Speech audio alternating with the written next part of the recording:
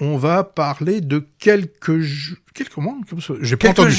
pas plus. J'ai pas entendu parler de ce film. Eh ben, je vais t'en parler.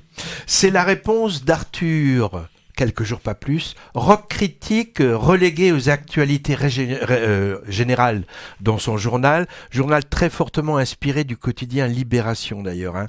Il couvre l'évaluation d'un...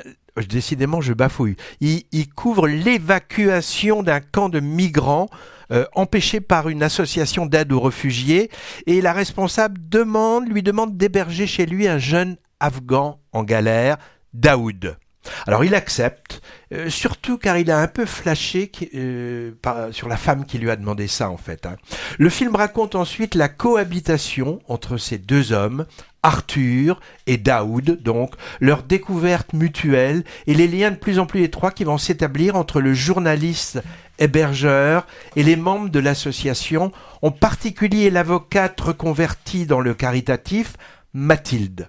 Alors, cette description pourrait évoquer une romance sur fond de problématiques sociales et humanitaires prétexte, mais c'est plus que ça. Et l'aspect un peu rom-com n'est pas trop forcé et évite les clichés. La qualité du film repose beaucoup, je trouve, sur l'aspect documentaire, ancré dans l'actualité, donnant des visages à cette population d'hommes et de femmes en situation très précaire et demandant le droit d'asile, et dont beaucoup rêvent de traverser la Manche. Et on suit de près les actions et le quotidien de cette association qui s'appelle Solidarité Exilée et de ses bénévoles, en but aux institutions et aussi aux riverains d'ailleurs, le tout donc documenté par le journaliste embedded, comme on dit. L'autre grande qualité, c'est l'interprétation des rôles principaux. Benjamin Biolay est parfaitement crédible dans ce personnage désabusé, bohème, qui lui va comme un gant, découvrant un monde nouveau pour lui. J'allais dire, pour une fois, il est bon devant la caméra, parce que jusqu'à maintenant, moi, il m'a guère convaincu comme acteur, mais je ne le dirai pas, car je sais que certains auditeurs sont fans de lui et ne me le pardonneraient pas. Il est aussi en ce moment dans Rosalie, dont on parle dans l'émission, pour un petit rôle. Et l'autre personnage, c'est Camille Cotin, qui confirme un grand talent d'actrice, autre que dans la case spécifique humour. Moi, je ne l'ai pas vu dans le récent Tony en famille, en mère célibataire débordée par 4 ados ou 5, mais on m'a dit qu'elle y était très bien aussi. Tout le monde en disait du bien. Ouais. Elle a également un début de carrière internationale, et pas que dans la pub Nespresso avec Clooney.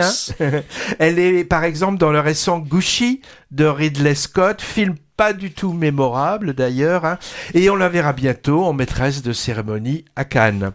Des notes d'humour allègent l'aspect dramatique du film, par exemple des clins d'œil ironiques sur la vie de journalistes spécialisés rock, et sur les goûts musicaux de chacun.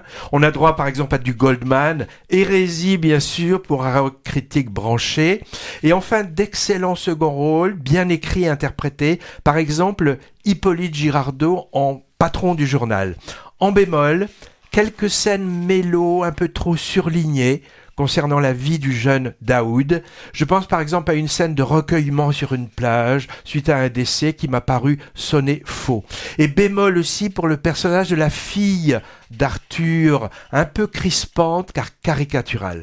Alors, pour la thématique, un jeune réfugié afghan aidé par une personne via une association. Cette histoire fait penser évidemment à Fanny Ardant dans Ma France à moi, sorti il y a quelques mois, mais le traitement ici est plus, je dirais, politique, avec un véritable focus sur le travail de terrain des bénévoles de ces milieux associatifs, et c'est également moins naïf et bon sentiment, chose qui dérangeait un peu dans le premier. C'est vrai qu'il y a un monde entre le personnage de rock critique un peu trash, interprété par Biolay, pas vraiment partant pour s'investir au départ, et la bourgeoise du 16e qui se la jouait mère de substitution directive, incarnée par Fanny Ardant dans le film précédent, et incarnée admirablement, bien sûr. Et puis, le portrait fait du jeune Afghan est aussi bien différent dans les deux longs métrages, devenant gendre idéal, intégrant Sciences Po dans l'un, c'était tiré d'une autobiographie, plus réaliste, sans doute, dans quelques jours pas plus, avec cette immense tristesse qui ne lâche pas le personnage. Très belle interprétation de l'acteur, à noter, Son duo avec Biolay fonctionne parfaitement. C'est son premier rôle, je cite son nom, il s'appelle Amroula Safi, et j'ai vu que son parcours personnel a beaucoup inspiré l'écriture du personnage qu'il incarne.